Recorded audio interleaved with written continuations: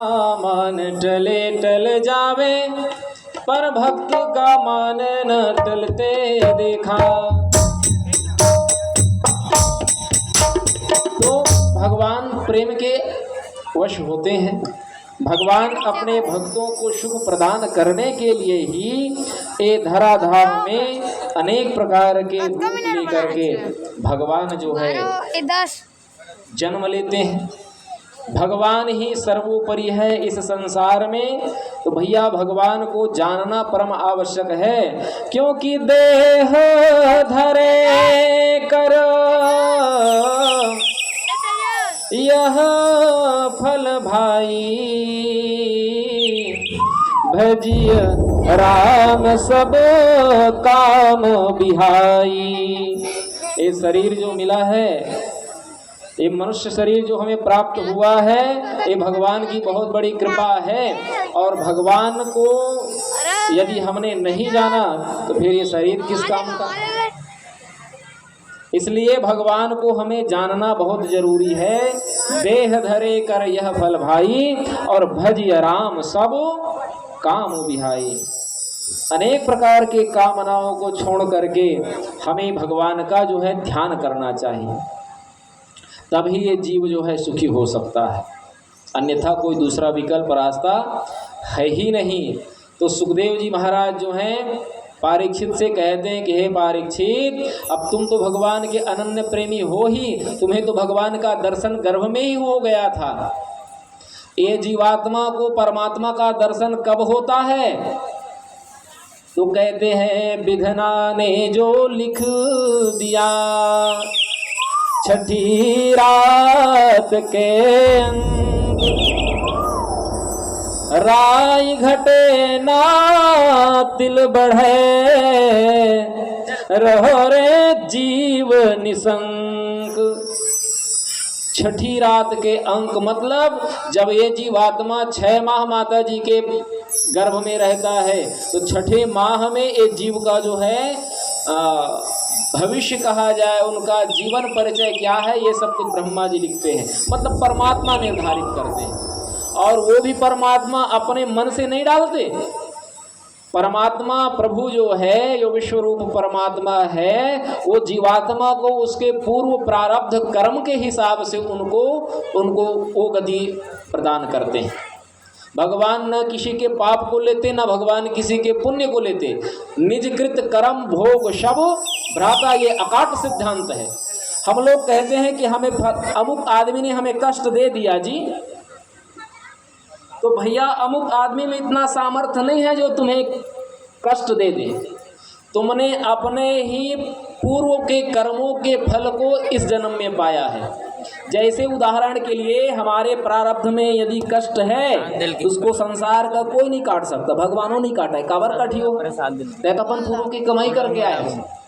जैसे हम स्वर्णा धान डाले हम खेत में, और हम चाहें कि वह HMT बन जाए, तब खूब हवन पूजन करबो तो स्वर्णा धान HMT बन जाही का? सीधी सी उदाहरण। इसमें घुमाने और लोगों को भ्रमित करने की बात नहीं है। आप खूब यज्ञ करो, 5 साल नहीं 10 साल यज्ञ कर ले, स्वर्णा धान बोते HMT धान बन जाही का?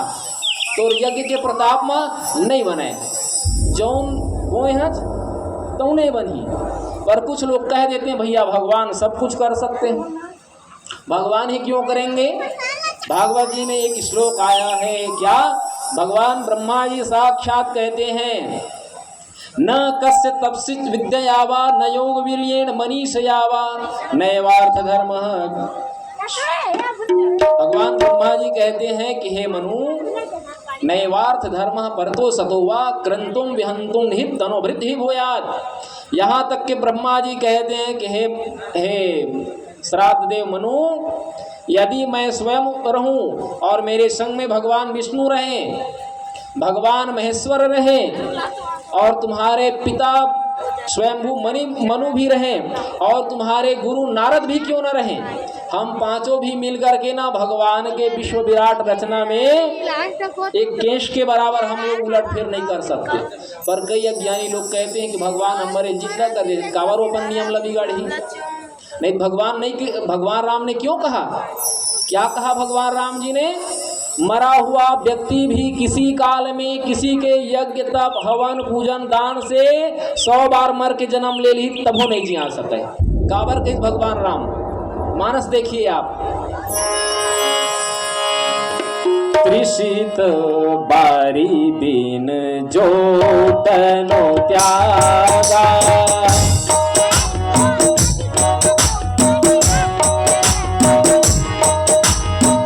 त्रिशित बारी बिन जो तनो त्यागा,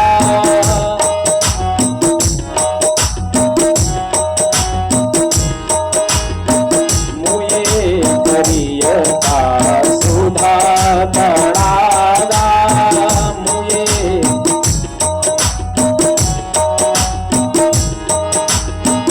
त्रिशित बारी बिन जो तन त्यागा, मुए करिय का सुधा तड़ागा, त्रिशित बारी बिन मुए करिय का सुधा तड़ागा, त्रिशित बारी बिन जो तनो त्यागा,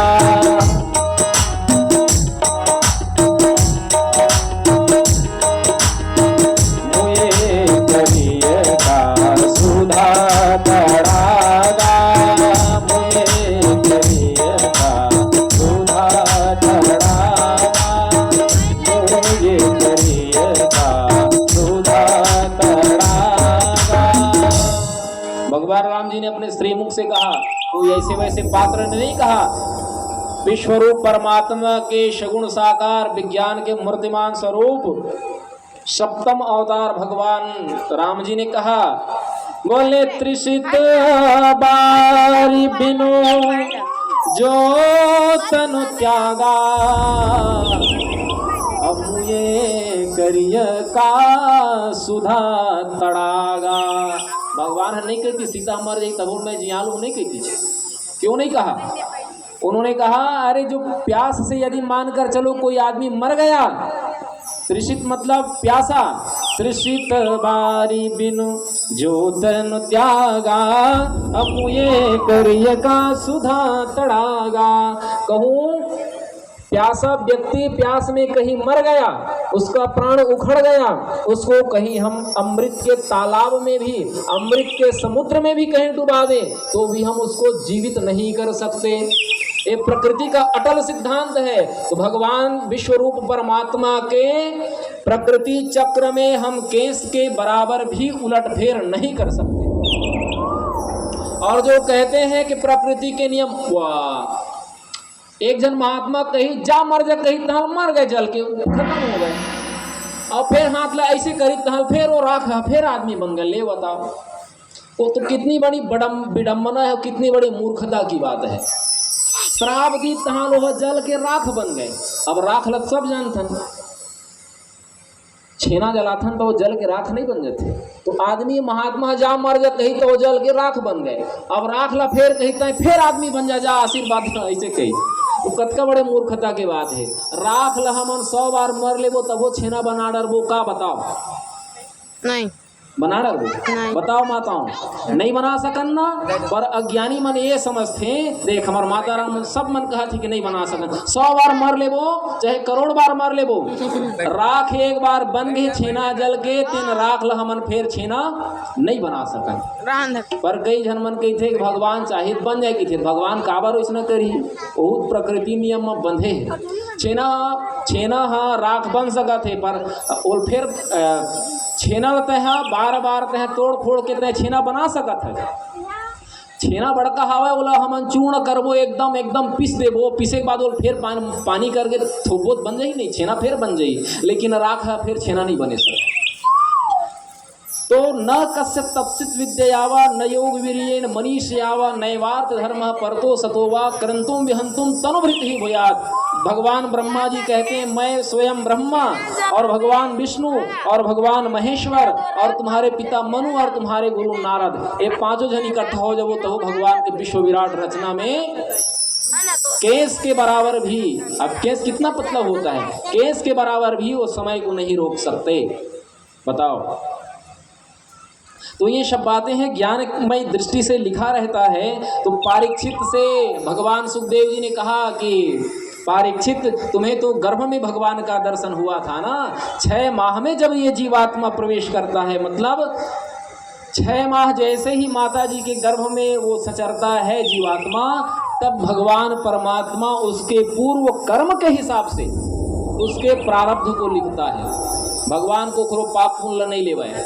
ऐसे थोड़े है कि मैं पाप करी हूँ कहीं भगवान इला तय ले ले, अब पुण्य मोला दे दे, काबर ली हो।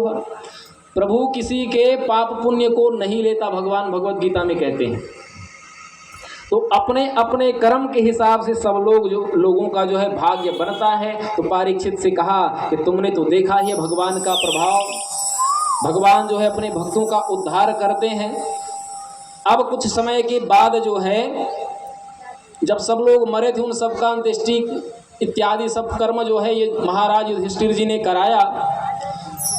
अब कुछ समय बाद परीक्षित का सुंदर जन्म हो गया। तब युधिष्ठिर महाराज ने उनके भविष्य के विषय में महात्माओं से पूछा कि हे महात्माओं, आप ये तो बताइए कि बालक कैसा होगा। यह बालक जो है क्या अपने उज्जवल यश से हमारे वंश के पवित्र कीर्ति को बढ़ाने वाला होगा और हमारे पूर्वजों के जो धरोहर है उसको क्या ये आगे बढ़ाएगा। इसके विषय में कुछ तो बताओ। आप लोग कुछ भविष्य के ज्ञाता हैं। भविष्य के ज्ञाता मतलब अनुमान होता है, कोई ज़रूरी नहीं है सही भी होना। कुछ लोग तो ऐसे हैं यहाँ बैठे रहेंगे और आप चक्रभट्टा में क्या कर रहे हो वो बता देंगे बैठे बैठे, लेकिन उनका भी अनुमान गलत हो सकता है ना, हो सकता है। आप ब्रह्म नहीं हो जो किसी का भविष्य बता, अनुमान सही हो सकता है ये बात ठीक है, लेकिन हमेशा सही हो ये कोई ज़रूरी नहीं है। तो ब्राह्मणों से कहा महाराज आप ये बालक का भविष्य तो बताओ, क्या ये हमारे ही पद चिन्हों का अनुकरण करेगा, कहीं हमारे वंश में दुरात्मा तो थोड़ी होगा। तो महात्माओं ने कहा कि हे महाराज, हे युधिष्ठिर, यह जो बालक है यह मनुपुत्र इक्ष्वाकु के समान जो है अपनी प्रजा का पालन करेगा और यह जो है भगवान श्री राम के समान ब्राह्मण का भक्त और सत्य प्रतिज्ञ होगा। एक बार जो प्रतिज्ञा कर लेगा कि प्राण जाए कि वचन जाए, प्राण भले चले जाए पर वचन न जाए, ये ऐसा इनका सिद्धांत रहेगा। और यह त्याग में जो है उसी नर नरेश शिवी के समान जो है महान दानी होगा। आप लोगों ने सुना होगा शिवी दधीच हरिचंद्र नरेशा,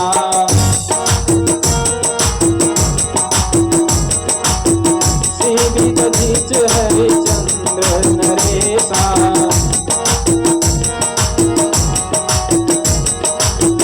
शिवी दधीच हरिचंद्र नरेशा, शिवी दधीच हरिचंद्र नरेशा, सहे धर्म हित कोटि कलेशा,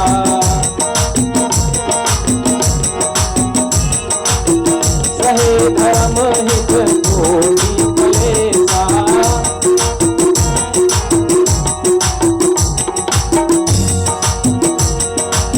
सहे धर्म हित कोटि कलेशा, सहे धर्म हित कोटि कलेशा। शिवी महात्मा के विषय में आप लोगों ने पूर्व में सुना होगा। हरिश्चंद्र महाराज की कथा आगे चल निकलेगा। तो इतने बड़े बड़े ये लोग धर्मज्ञ होंगे, तो शिवी महाराज के समान ये दाता और शरणागत वत्सल होगा महाराज ये बालक। और यह जो है यज्ञ करने वालों में दुष्यंत पुत्र भरत के समान और अपने वंश का ये जो है कीर्ति को फैलाने वाला होगा। और यह धनुर्धरों में सहस्त्रबाहु अर्जुन के समान और अपने दादा संसार में सर्वश्रेष्ठ वीर महाराज अर्जुन के समान ही पराक्रमी होगा। और यह जो है सिंह के समान पराक्रमी, हिमाचल के समान सबको आश्रय प्रदान करने वाले। और यह जो है साक्षात ऐसा लगता है मानो महाराज पांडु ने ही जन्म ले लिया हो। तो इस प्रकार से यह जो होगा अधर्मियों को ये दंडित करेगा और भगवान श्री कृष्ण के द्वारा बताए हुए ज्ञान का, धर्म का जो है ये स्थापना करेगा महाराज। तो आप जो है इसके विषय में चिंता मत करिए। भगवान की प्रेरणा के हिसाब से इनको ऋषियों का श्राप लगेगा। ऋषि का जब श्राप लगेगा तब ये जो है गंगा जी के किनारे में महाराज सुखदेव के माध्यम से परमात्मा भगवान श्री कृष्ण जी की कथा श्रवण करके यह जो है मोक्ष को प्राप्त करेगा। भगवान की माया से जो है ये मोहित होकर के एक ऋषि का थोड़ा अपमान करेगा, जिसके कारण इसे जो है श्राप लग जाएगा कि 7 दिन के अंदर जो है परीक्षित की मृत्यु हो जाएगा। ऐसा तो 7 ही तो दिन है सप्ताह में, 8 दिन थोड़ी है। अब ये नहीं बताया गया कि अमुक दिन इनका मृत्यु हो जाएगा। 7 दिन कहाँ है? तो 7 दिन तो होता है हफ्ते में, नहीं होता। 8 दिन थोड़ी होता है। तो 7 दिन में ये मर जाएगा। तो 7 दिन में सब लोग तो मरते हैं ना, कौन 8 दिन जीता है बताओ बोला। तो ज्ञानमय दृष्टि से तो कहा कि भाई इसको श्राप लगेगा तो ये भगवान को फिर लीन हो जाएगा बाद में सत्संग के माध्यम से। अब इसके बाद जो है धीरे धीरे वह परीक्षित जो है बड़ा हुआ, और जब बड़ा हुआ तो जो जो गुण, जो जो लक्षण बताए थे ब्राह्मणों ने, वही लक्षण उनमें प्रकट हुए। धनुर्वेद में अपने दादा अर्जुन के समान महान पराक्रमी हुआ, और धर्मज्ञ में तो भगवान राम के समान धर्मज्ञ और सत्य प्रतिज्ञ थे। तो एक बार हुआ उसको फिर राज दे करके ऋषि जो है अपना चले गए भगवान को प्राप्त करने के लिए। अब परीक्षित जो है राज्य करने लगा सुंदर। तो एक बार वह जो है घूमने के लिए निकला था, और जब घूमने के लिए महाराज परीक्षित जब निकला था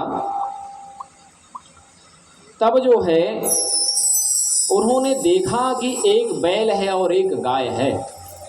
वो दोनों बहुत दुखी थे, और पीछे में जो कसाई था वो मार रहा था, उनको बार बार मार रहा था। तो वो गाय और जो बैल है वो इंद्रिय रूपधारी है। इंद्रिय मतलब गौ मतलब इंद्रिय होता है। इंद्रियों का कर्तव्य ये है, धर्म ये है कि समस्त इंद्रियों में परमात्मा को धारण करना। मतलब क्या? मतलब ये आँख का कर्तव्य क्या है? आँख का काम है देखना। अच्छी बात है, देखिए आप आँख ही मूंदे मूंदे कोनो नहीं चले। तो आँख से देखना ये आँख का कर्तव्य है, लेकिन किसी को दृष्टि से मत देखिए। को दृष्टि से देखोगे तो फिर ये आँख का दोष हो जाएगा। तो संपूर्ण जगत में परमात्मा को देखो आप। इसीलिए हमारे एक कवि ने कहा कि नैन वही जो लखै हरि को, अरु बैन वही हरि नाम उचारे। नैन वही नैन सार्थक है जो सर्वत्र परमात्मा को देखता है, जो शब में भगवान को देखता है। नेत्र दिया है भगवान ने तो देखने के लिए दिया है, लेकिन आप किसी को गलत निगाह से, गलत दृष्टि से मत देखिए, तो नैन दोष आप में नहीं लगेगा, दृष्टि दोष नहीं लगेगा। सब में भगवान को देखो। तो इस प्रकार से इंद्रियों में परमात्मा को देखना, धारण करना।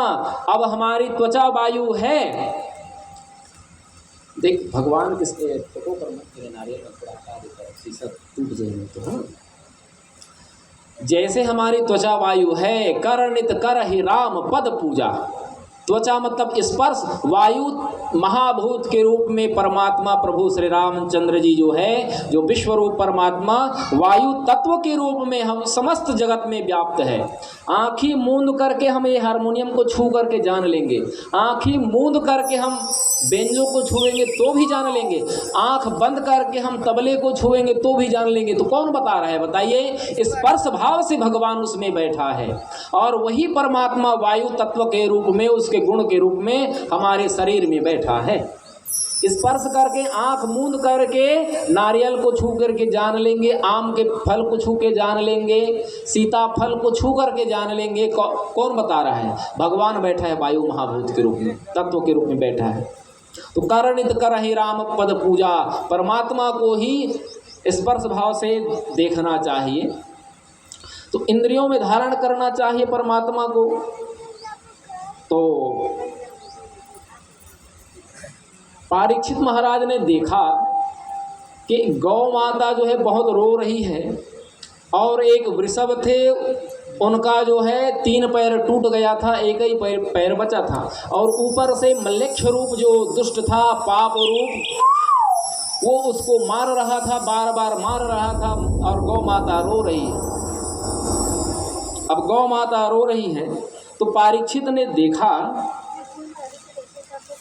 प्रणाम किया ऋषभदेव को और प्रणाम करके कहा कि धर्म के जानने वाले हे ऋषभदेव, आप जो है धर्म का उपदेश कर रहे हो, आप अवश्य ही ऋषभदेव के रूप में कोई परमात्मा हो, भगवान हो। ऋषभदेव ने दिखा, कलयुग को डांटा फटकारा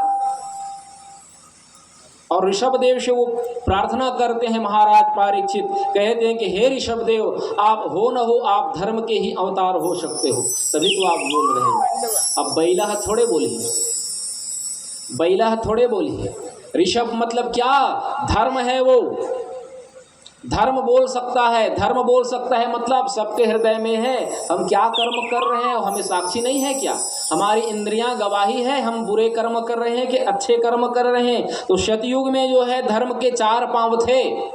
कृत युग सब जोगी विज्ञानी, अत्कर हरि ध्यान तरहि भव प्राणी। कृतयुग में ये जो दिख रहा है आदि मध्य अंत, इसी को परमात्मा मानते थे। यही ब्रह्म है। ओम ब्रह्म वेदम मृतम पुरस्तात् ब्रह्म पश्चात दक्षिणोत्तरेण अधश्च ऊर्ध्वं च प्रस्थितम ब्रह्म वेदम वरिष्ठम। आगे पीछे दायां बायां ऊपर नीचे जिधर देखोगे उधर वो परमात्मा ही दिखाई देता है। बताइए, इसीलिए कहा गया अखंड मंडलाकारम। ऐसा कोई जगह नहीं है जहां वो परमात्मा ना हो। तो सतयुग में धर्म के 4 पांव थे। पहला पांव तप था, दूसरा पवित्रता, तीसरा दया और चौथा सत्य था।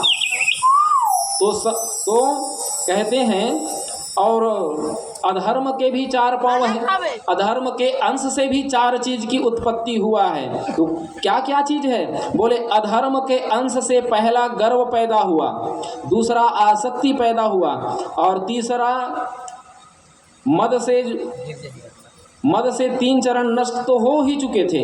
अब जो है केवल चौथा चरण जो है सत्य ही बचा है। कलयुग में यदि सत्य ही बचा है, सत्य रूप परमात्मा ही बचा है। क्योंकि लोग कर्म कांड पूजा पाठ तो बहुत कर रहे हैं, लेकिन यथार्थ रूप से जिस भाव से हमें करना चाहिए वैसा न होने के कारण ये सारे भी जितने हैं तप, पवित्रता और दया, ये जो है क्या हो गया है? नष्ट हो गया है। भाव क्या है? मतलब ये है, हम लोग दिखावे में खूब पूजा पाठ करते हैं। जैसे लंका कांड में हनुमान जी ने देखा वाल्मीकि रामायण में, अग्निहोत्र वेद पाठ राक्षसानाम गृहे गृहे। राक्षस लोग वेद पढ़ रहे थे, यज्ञ हवन पूजन खूब कर रहे थे। हम मनुष्य ने करते। कौवा पेड़ के डाली पर बैठा रहता है, आप लोग देखे होंगे, बिल्कुल प्रैक्टिकली बात है। कौवा पेड़ के डाली पर बैठा रहता है और टपले उड़ा के जाही और मेचकल पकड़ के ले आए, अब खा दी बोला। अब खाए के बाद अपन चोंचला पहुँची वही पेड़ में और प्रतिज्ञा करी कि आज के बाद यदि कान पकड़ था वैसे कही कौआ, कान पकड़ था आज के बाद नहीं खामा कुछ वैसे कही। चोंचलापन पहुँची वही में ऐसे ऐसे करके पहुँची, ओकर बाद फिर कही कि आज के बाद ये दिन नहीं खाओ ऐसे कही। तहाँ थोपन देर बाद फिर उड़ाए था, फिर पकड़ के खा ली। वही स्थिति है। दिखावा में हम खूब पूजा करते हैं, लेकिन वही दुर्गुण को फिर पुनरावृत्त हो जाता है। भगवान कहते हैं कि भैया गलती हो गया सो हो गया, उसकी यदि पुनरावृत्ति न हो तो वो क्षमा हो सकता है। गलती हो गया सो हो गया, लेकिन हम उसको पुनः नहीं दोहराएंगे तब वो क्षमा हो सकता है। क्षमा तो होगा नहीं, उसको भोगना पड़ेगा। क्षमा का मतलब ये है, गलत कर्म हम छोड़ देंगे तो हमारे पाप रुक जाएंगे कि नहीं, और पुण्य में वृद्धि होगी जी। तो सत्य ही बचा है, तो सत्य स्वरूप परमात्मा को चिंतन मनन करना चाहिए, हमें गलत कर्म नहीं करना चाहिए। राक्षस लोग तो खूब हवन करते थे, खूब पूजा पाठ करते थे। लंका कांड में लिखा है, सुंदर कांड में लिखा है कि अग्निहोत वेद पाठ राक्षसा नाम गृहे गेहे सदाचार दया धर्म राक्षसा नाम न विद्यते। यज्ञ घलो करे राक्षस मन लंका कांड में, वहाँ लंका में, और यज्ञ भी करता था, लेकिन यज्ञ से उठने के बाद फिर वही है मांस खाना, मदिरा पीना, पराये की बहन बेटियों को छुड़ा लेना, ये दुराचार पाप वो नहीं छोड़ते थे। पूजा तो खूब करते थे, लेकिन पूजा से उठने के बाद ये अत्याचार चालू रहता था। तो परीक्षित कह रहे हैं कि हे धर्म स्वरूप वृषभदेव, सतयुग में आपके 4 चरण थे, तप, पवित्रता और दया और सत्य, लेकिन 3 तो खत्म हो गए, अब केवल सत्य ही बचा है। अब इसको भी ये दुष्ट तोड़ना चाह रहा है, तो क्यों ना मैं ये कलयुग को मार डालूं। महाराज परीक्षित ने कलयुग को मारने के लिए तलवार उठाया, तो कलयुग जो है परीक्षित के चरणों में गिर गया। अब परीक्षित महाराज के जब चरणों में जब वो कलयुग गिर गया, कहा महाराज मत मारो। क्यों ना मारूं? अरे तुम लोगों को बिना मतलब के तुम कष्ट देते हो, और मेरे राज्य में अधर्म न हो इसीलिए तो मैं स्वयं अनुशासित हूँ और लोगों को भी अनुशासित होने के लिए प्रेरणा देता हूँ, क्योंकि यथा राजा तथा प्रजा कहा गया है। यदि राजा ही अधर्मी हो जाएगा तो प्रजा भी अधर्मी हो जाएंगे, और राजा यदि धर्मात्मा होगा तो प्रजा भी धर्म का ही अनुकरण करेंगे। इसलिए कलयुग को मारने के लिए तलवार उठाया, तो कलयुग ने कहा महाराज मत मारो। मैं मानता हूं कि मेरे में अनंत अवगुण है, लेकिन एक गुण बहुत अच्छा है महाराज। क्या गुण है तुम में बताओ तो जरा। तो कलयुग ने कहा महाराज कि कई हजार वर्ष जब सतयुग में तपस्या करते थे, तब कहीं परमात्मा का दर्शन होता था, परमात्मा की प्राप्ति होती थी। और त्रेता में भी बहुत समय तक जब हम तपस्या लोग करते थे तपस्या, तब कहीं परमात्मा मिलते थे। द्वापर में भी बहुत तपस्या करने के बाद परमात्मा की प्राप्ति होती थी। लेकिन मेरे कलयुग में ये महिमा है। क्या महिमा? जासु नाम सुमिरत एक बारा, जासु नाम सुमिरत एक बारा,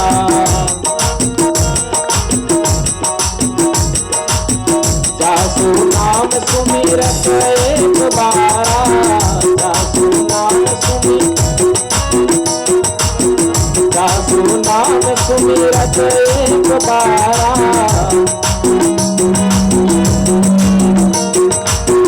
उतरहि नर भव सिंधु अपारा, भव सिंधु अपारा, उतरहि नर भव सिंधु अपारा। जासु नाम सुमिरत एक बारा, उतरहि नर भव सिंधु अपारा।